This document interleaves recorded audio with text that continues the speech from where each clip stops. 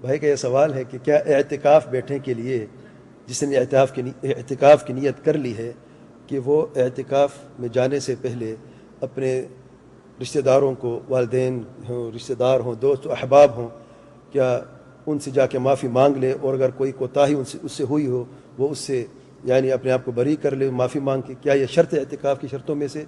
کوئی شرط نہیں ہے، بلکہ مجھے یہ ڈر ہے کہ یہ ریاکاری نہ ہو۔ آپ عبادت کرنا چاہتے ہیں اللہ کے لیے، آپ جو اعتکاف کرو، کسی کو بتانے کی کیا ضرورت ہے؟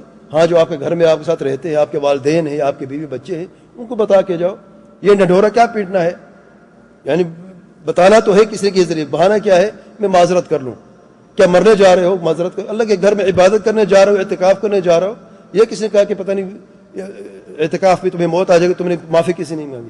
اگر موت بھی آ جائے تو معافی نہیں مانگی تو اللہ تعالیٰ غفور رحیم ہے۔ ہاں، یہ بات درست ہے کہ حقوق کی ادائیگی اعتکاف سے تعلق نہیں ہے۔ کسی کا حق مارا ہے، کسی کا حق کھایا ہے تو وہ واپس کرو، کسی سے ادھار لیا ہے اور وہ دے بھی سکتے تو واپس دو، اس کا تعلق اعتکاف سے کسی اور عبادت سے نہیں ہے۔